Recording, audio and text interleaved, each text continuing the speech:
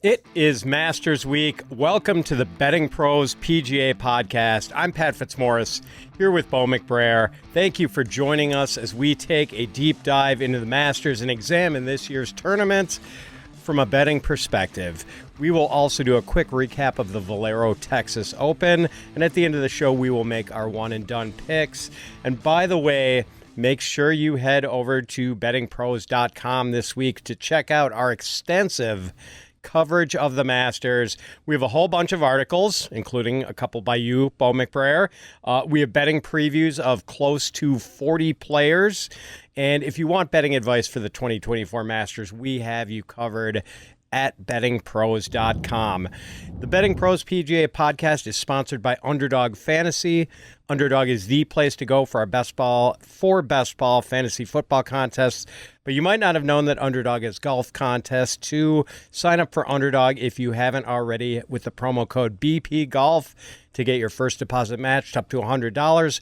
Plus, there's a special pick available for you in the lobby. More on Underdog and its golf contest a little later. Let's quickly recap the Valero Texas Open, Bo. It seemed like it was going to be a very boring, drama-free tournament. Akshay Bhatia opened with a 63 to grab a three-shot lead on Thursday. He built on that lead Friday and Saturday, and by the time Bhatia made the turn on Sunday, he had a seemingly insurmountable six-shot lead over Denny McCarthy. No one else in the field even close to those two. Then McCarthy went absolutely nuclear on the back nine, making 8 birdies and carting a remarkable 28 on the back nine. Arguably the best round anyone's played on the tour since Wyndham Clark's 60 at Pebble Beach a few months ago. In fact, Bhatia had to sink a 12.5-foot birdie putt on 18 just to force sudden death. And when he sank that putt, he fist pumped so hard that he popped his shoulder out of joint. So Bhatia needed medical assistance, but he was able to keep playing.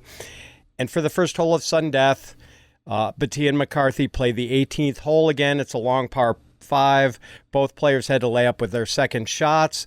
Bhatia hit a wedge to 6 feet with his third, and McCarthy then hit a wedge shot so fat that I think even a 20 handicapper would have been embarrassed by it. Almost laid the sod over his ball. It was so fat. Dumped it into a creek fronting the green and had to take a penalty, and that was pretty much it. But Bhatia sank the 6.5-footer for good measure. So Bhatia and McCarthy both finished at 20 under par. That was 9 shots better than third-place finisher Rory McIlroy. And Akshay Bhatia wasn't even in the Masters field until that 6-foot birdie putt dropped. And yes, voila, he is in. Bo, you touted Bhatia as one of your favorite mid-range plays last week, so you have some betting momentum heading into the Masters. Any thoughts on Akshay's victory or anything else you witnessed at the Valero Texas Open? It was just bound to happen. His game fits that course really well. He's been on a hot streak with what usually trips Akshay up is his accuracy off the tee and his putting. His approach game, especially with short approaches, is as good as it gets in the world. And around the greens, he's been exceptional. Ever since he turned pro at 17 years old, he's been a good chipper.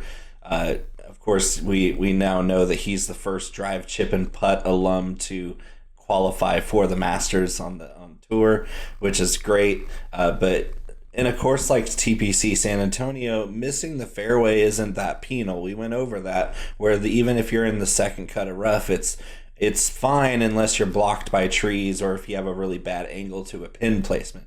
Akshay didn't really have that trouble. He was even driving it better than I expected. And it was no wonder he went out there with his hair on fire and built a really pretty much insurmountable lead, save for your freak occurrence of a back 928 on Sunday by a guy who was among the worst ball strikers in the field. Denny McCarthy is known for his putting. He's one of the best putters in the world, and he set a tournament record, or actually a PGA Tour record. He tied a PGA Tour record with 92 putts total in 72 holes. That's unbelievable putting. And for a guy like him, that's what he needed to win that tournament. And I give him all the props. He made me, let's just say, I almost shit a brick on Sunday afternoon. because I had 55-1 on Akshay. I had the top 10 locked up. I had a couple other top 5s and top 10s and top 20s locked up. It was the best week we've had all season from this show. And for Akshay to finally pull through in the playoff was a huge relief, first of all. But yes, it does give us a lot of momentum to maybe play a little bit more aggressively at the Masters. Yeah, it was funny when McCarthy hit that wedge shot into the creek. I mean, he was disgusted with himself from the minute the ball left the club face. But, it was a 90-yard shot, and I saw his reaction. I've been there. Thinking, how bad could it possibly be? Oh, wow, that was really bad. Again, Batia, driver wasn't really a problem, but yeah, it was a friendly course for him, one without penal rough. Oh, and by the way, Augusta National, rough, not all that penal. We'll get to that soon. But first, our friends at Underdog Fantasy are letting you make picks on your favorite golfers all season long. Just pick higher or lower on selected stats for 2 to 5 players, and you can win up to 20 times your money in a single day. You can also make rivals picks where you choose, for instance, which of 2 golfers will shoot a better score for a round. Golf picks can be combined with player stats from other sports too. Go sign up at Underdog Fantasy if you haven't already with the promo code BPGolf to get your first deposit matched up to $100. Plus, there's a special pick available for you in the lobby. Let's talk about Augusta National, although I think we can probably spend less time discussing this iconic course than we spend on some of the other PGA Tour venues, simply because everyone knows it. They watch it on TV every year. I think people are familiar with the iconic 12th, the 13th, the 15th, 16th. So many classic holes here. It's a par 72 that measures 7,555 yards. The greens are bent grass, and they are incredibly fast. It is imperative that you not put your approach shot above the hole, or else welcome to three-putt city. The fairways are pretty roomy for the most part, and the rough isn't very penal. You can definitely find trouble off the tee in a few holes, but mainly if you go into the trees and the pine straw. Otherwise, for the most part, it's bombs away. It's really hard to win at Augusta if you do not make mincemeat out of the par 5s, which are pretty short. The longest of the par 5s, number 2, is 585 yards. The famous 13th is only 545 yards, and the 15th is only 550.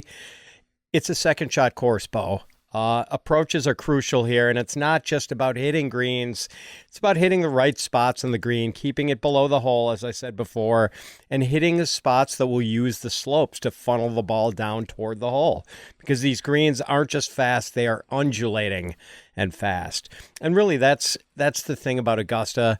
Like, nothing is flat on this course. Not a single shot. Greens. Not a single shot. Yeah, not greens, not fairways. Augusta National looks great on TV, but take it from someone who's actually had the privilege of walking the course. Not even high definition can do justice to the elevation changes and the severity of the contours of the green at this place. And one other thing worth mentioning, course management is just so crucial here, and some players do well year after year after year because they have become so adept at getting around this course, avoiding the trouble spots, and just putting approach shots in the right places. Like, take Fred Couples, for instance. He was competitive at the Masters well into his 50s simply because he knows how to play the course. Hell, Freddie made the cut at the Masters last year at age 63. Bo, what else stands out to you about Augusta National, or what points do you think need to be emphasized? So it's not the most fair course. So a lot of people love the Masters because of the pageantry, because of the spring blooms. I mean, it's the most gorgeous place on earth. It's just unbelievably secluded, back in the Georgia woods. It's not much to speak of once you're there. The property, it's like you said, everything is immaculate. It's perfectly manicured. But it's not fair to every golfer. Like, this course favors a certain type of golfer. It favors a golfer who can shape the ball right to left, who can flight the ball different heights, who can work the ball right, left, center. It's a shot maker's paradise, but only for the guys who are consistent with it. And then you also have to combine that with an immaculate short game.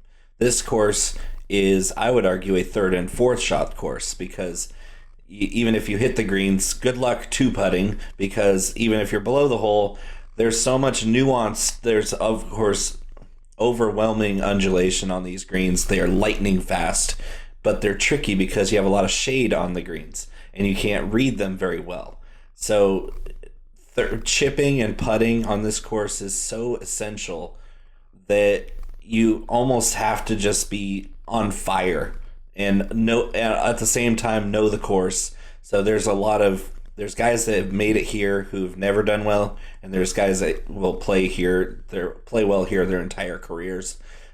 We know the usual suspects, and it's not kind to newcomers that haven't seen the property yet. It's like the newcomers here flounder almost every time. It's one of the main correlating factors to the Masters is course history, and it's the one place where you can say course history matters more than anything else. So you have to know the course, and then you have to play out of your mind consistent around these greens to even have a chance. And at the end of the day, if all of that's true, it's not that hard. Like, we see consistently good scoring for a major in the Masters because it's not usually windy. The winds swirl and they get tricky, but it's not usually a gusty place because it's very secluded back in the woods. But the wind does swirl, and it's if you're on your game, you're going to win with a score between 15, 20 under par. And if you're off your game, you'll be packing it up on Friday afternoon. So it's pretty simple. Yeah, it's funny. Who I saw on Twitter about who is the player? Is it Kim? I forget Kim's first name. The guy who is pretty active on social media, and Michael Kim. Yeah, so he was doing an Ask Me Anything session on Twitter, and someone asked him what a scratch golfer would shoot in tournament conditions at Augusta National. He said 90. He said 90 for a scratch golfer. Yeah.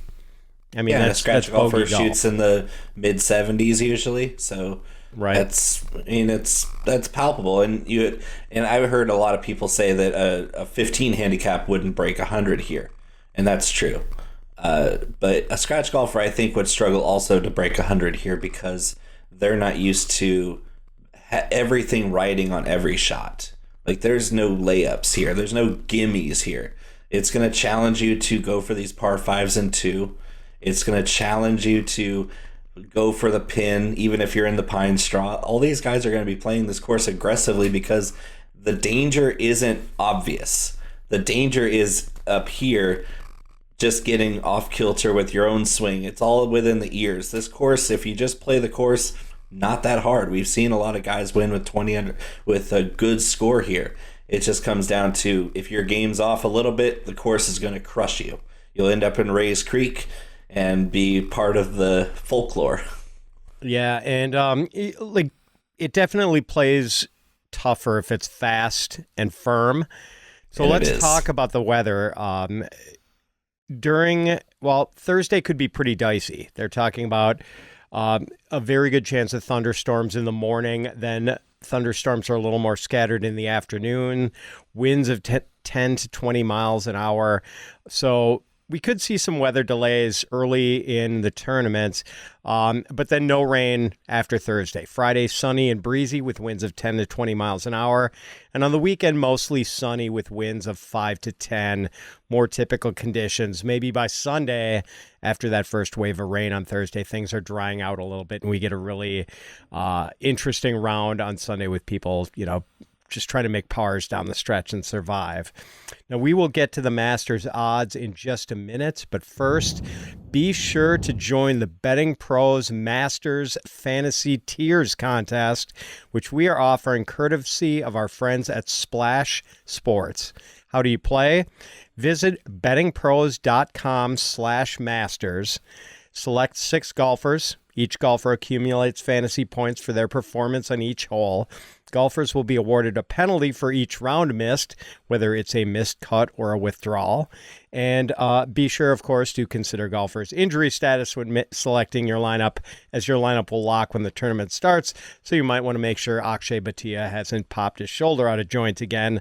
The lowest score at the end of the contest wins. See the rules section for more specifics on scoring and the prizes section for more specifics on payouts. Again, all you need to do to get started is visit bettingpros.com/masters.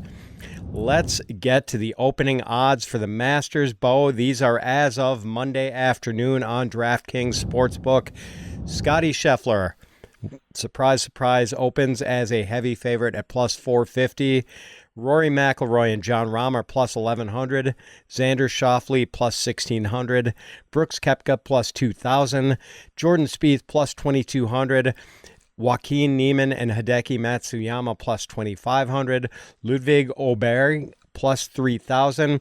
And at plus 3,500, we have a big group that includes Viktor Holland, Tony Finau, Patrick Cantlay, Matt Fitzpatrick, Justin Thomas, Dustin Johnson, Bryson DeChambeau, Will Zalatoris, and Wyndham Clark. These are the big names, Bo. Let's start with Scottie. He's won here before, and he's hotter than a blast furnace. Are you betting him at plus 450? No, but I'm going to have my finger hovering above the button live on Thursday. So, depending on which tee time he draws on Thursday, if it's morning, it's a little trickier to bet him live because he'll be playing alongside the early wave.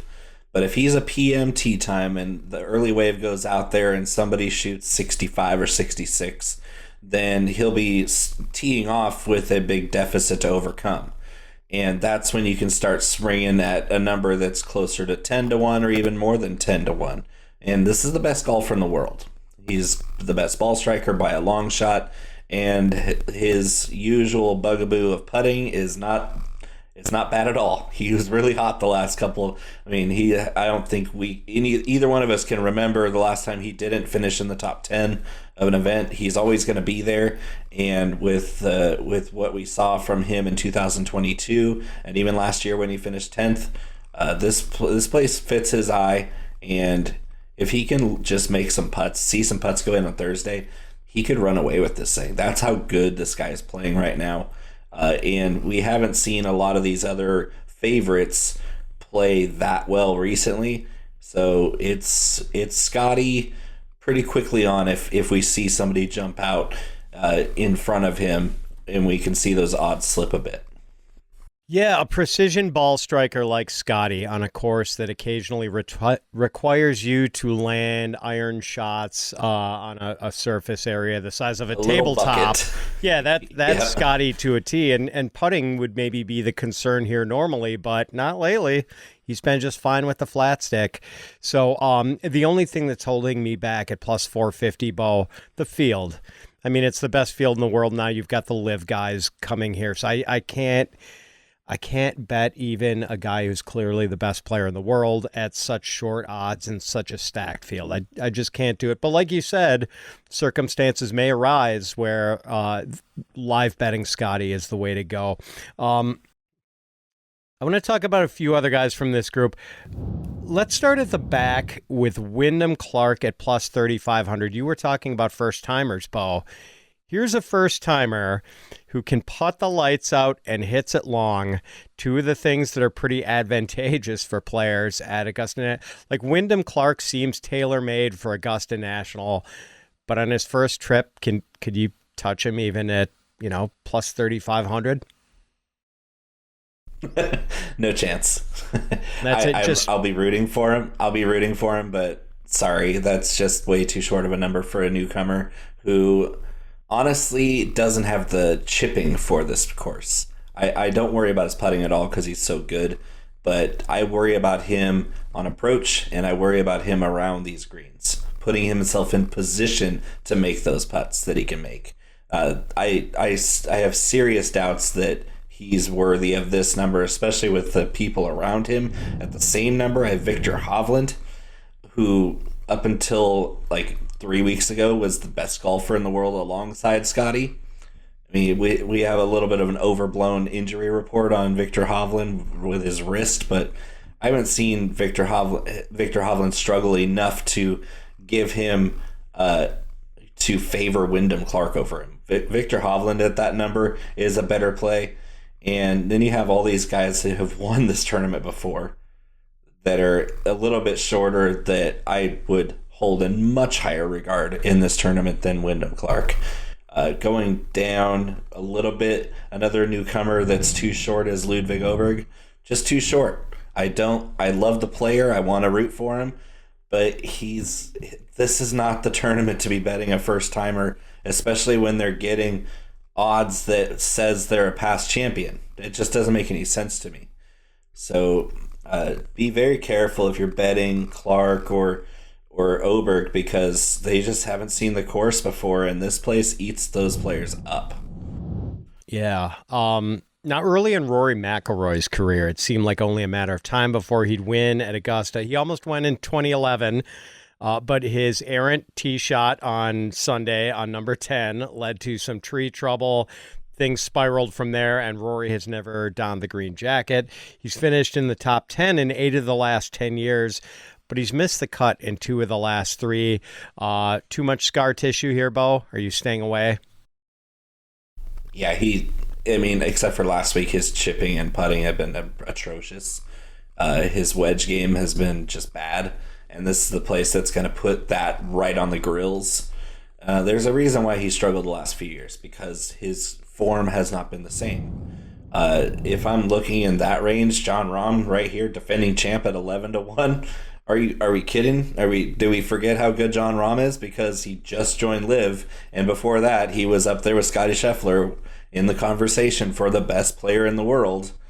It's not like Scottie became the omnipotent being just by a guy switching tours. Jon Rahm at 11-1 is a great price. Xander Schauffele fits his course like a glove, and Brooks Koepka is 20-1. This guy is insanely good here. Brooks Koepka is the best play on this board, period. Any number, any value. I think Brooks Koepka has a better chance to win than anybody here.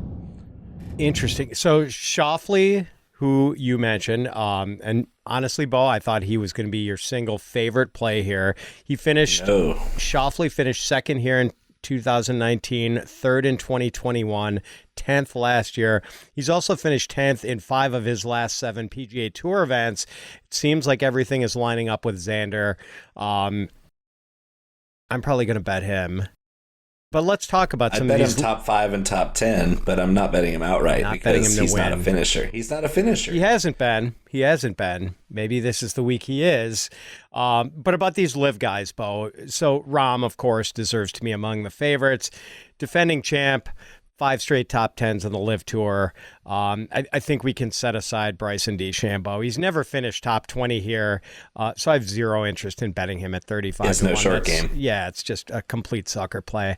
Dustin Johnson has won here, but his recent form's been pretty poor. Hasn't finished top 20 in any of his last 3 LIV events. Koepka, you mentioned, Bo. He's finished twice at the Masters.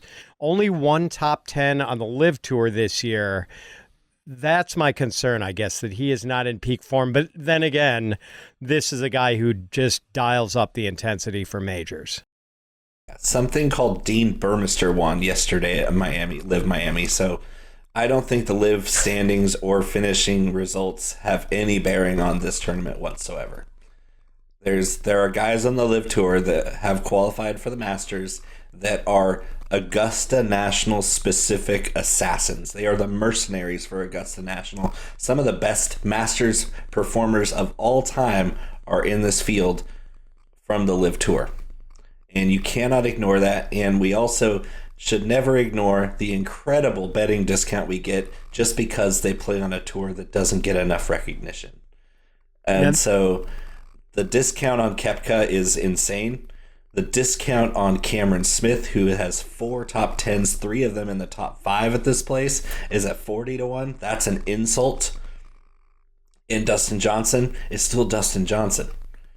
I don't put any stock in finishing results on the LIV Tour because it doesn't matter. These guys aren't competing as much on that tour as much as they are earning. That's true. And Cam Smith, I mean, so good with his wedge game, so good with his putter, and does seem... From inside 150 yards, he's probably the most lethal player on the planet. What about Joaquin Niemann, Bo? I mean, like, I know results on the Live Tour don't matter to you that much, but he's played in 7 Live Tour events. He's won 2 of the 7 events he's entered this year, and he's finished top 7 in all but one of them. So he is red hot, and last year he recorded his best Masters finish in 4 trips, coming in 16th. So there's been progress. Took him a little while. It seems like he's starting to get used to Augusta National. I think I'm going to bet him.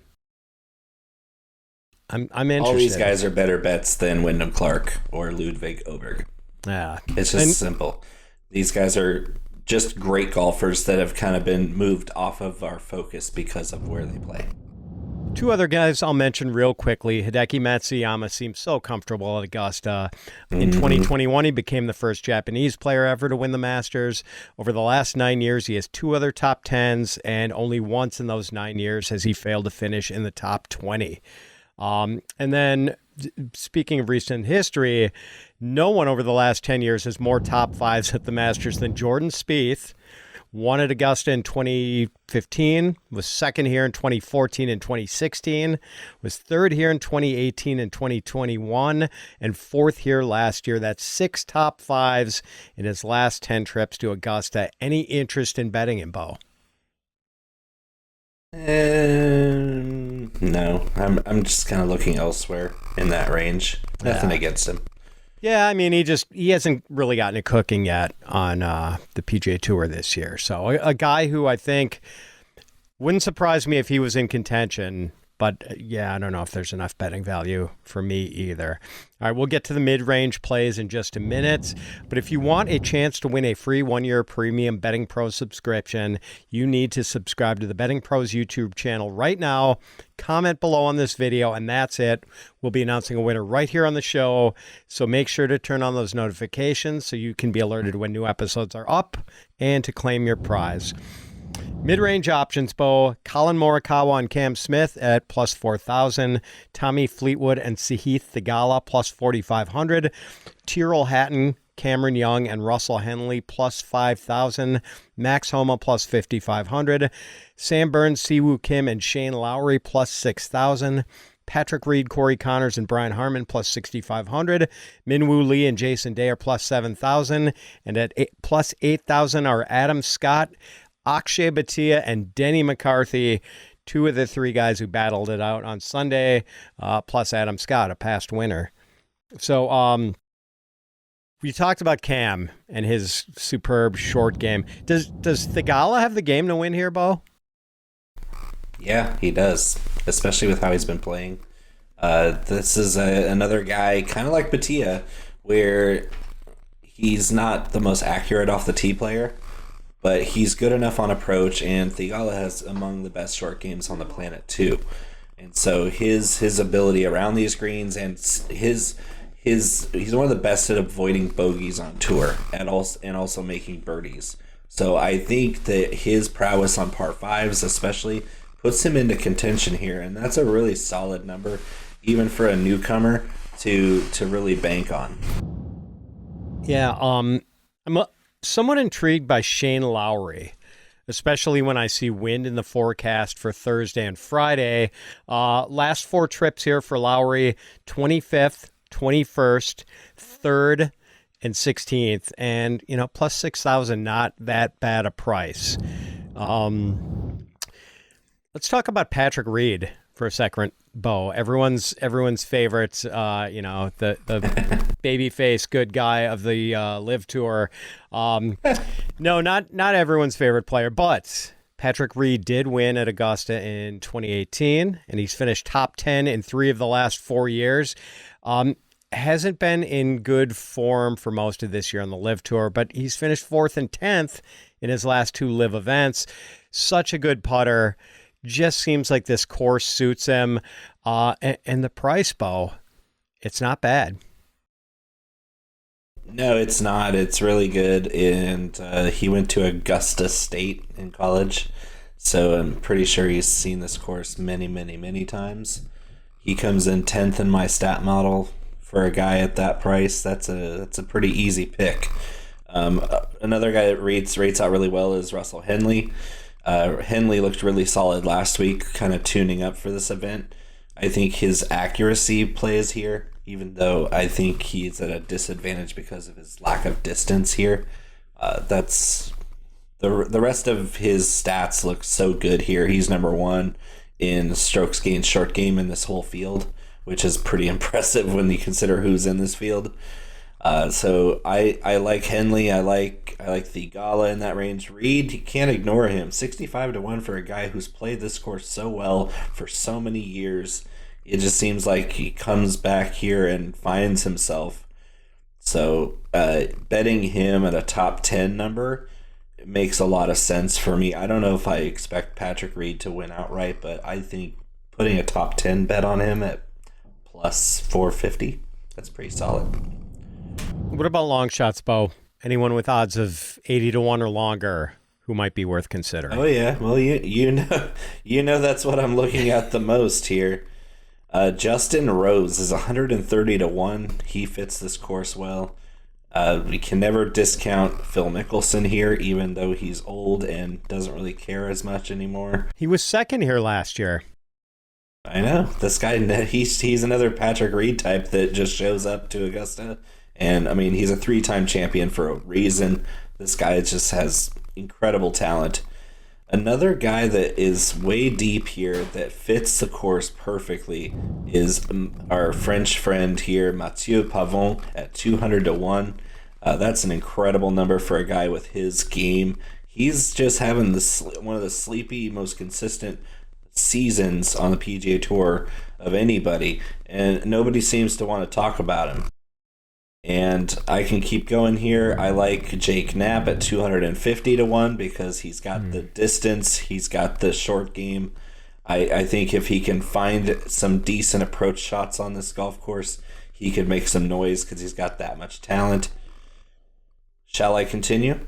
Is there anyone else? I mean, if there's anyone if you're splashing around a bunch of long shot outrights, I think everyone would be interested to hear those. I mean, you almost gave us Toasty, Bo. Alejandro Toasty. I know. You almost hit on a 400-1, so by all means, keep rolling. One guy that could make some serious noise here and hasn't been playing great recently, but I think just out of sheer skill level, at 300-1, Eric Cole. For some reason, he rates out well here.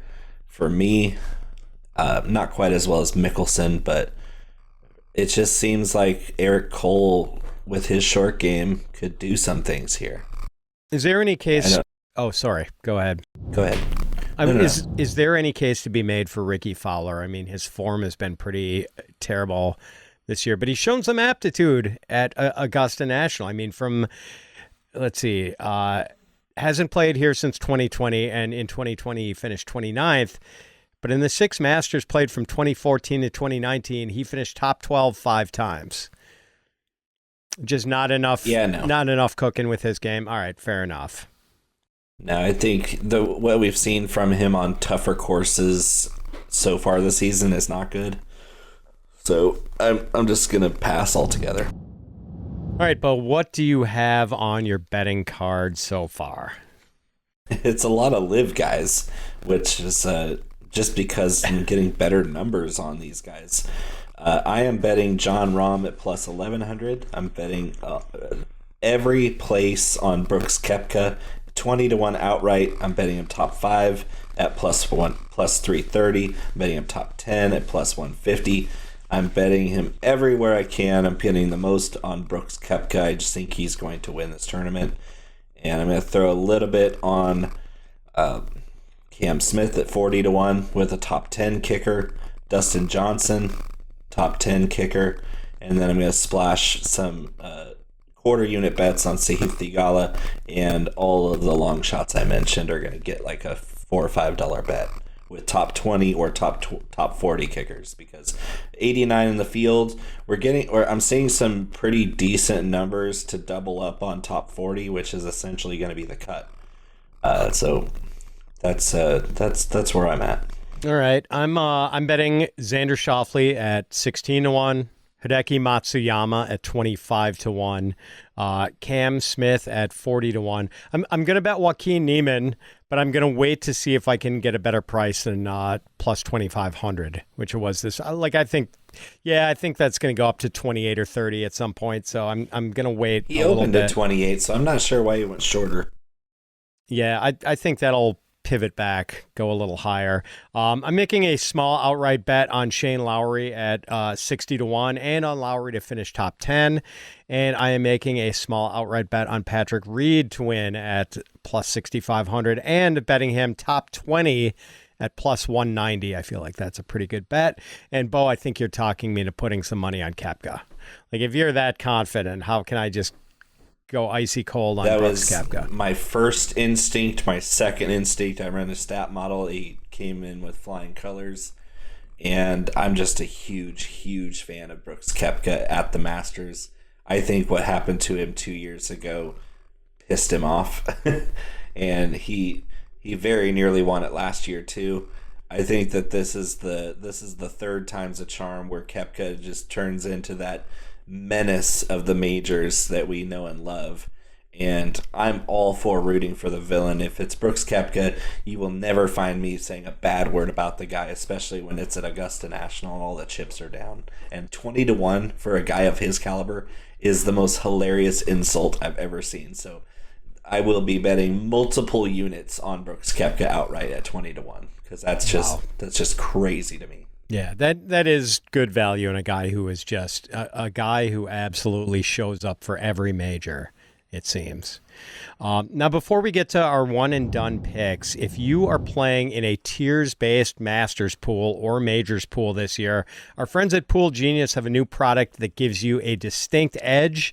Using objective data such as betting odds, course performance, and national pick popularity trends, the tool highlights the top value picks that give you the best chance to win, and it's all customized for your pool's size, scoring system, and tier structure. If you're doing a Masters tiers pool, let Pool Genius be your secret weapon. And by the way, Pool Genius isn't just for golf pools. You can use it for March Madness pools, NFL Survivor pools, and more.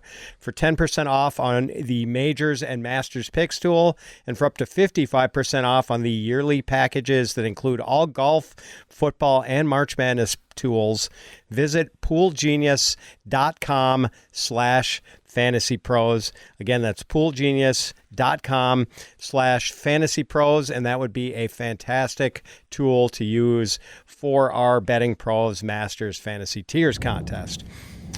All right, Bo, one and done. Last week, you had Hideki Matsuyama tied for seventh, good for $289,000 and change.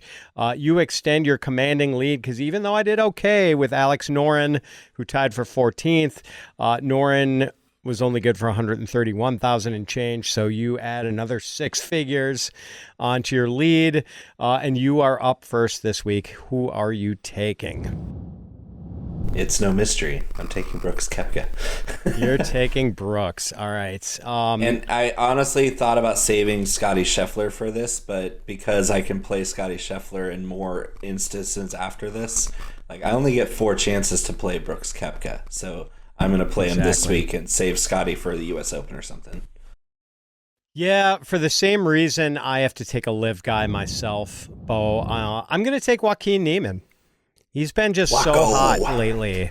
Yeah, and, for a guy who's never recorded a top 10 at Augusta, in a place where... He's good enough to do it, that's for sure. Yeah, course history matters, but I just feel like the trajectory is right for Joaquin Niemann. So we're doing dueling Live Tour players, Koepka versus Niemann.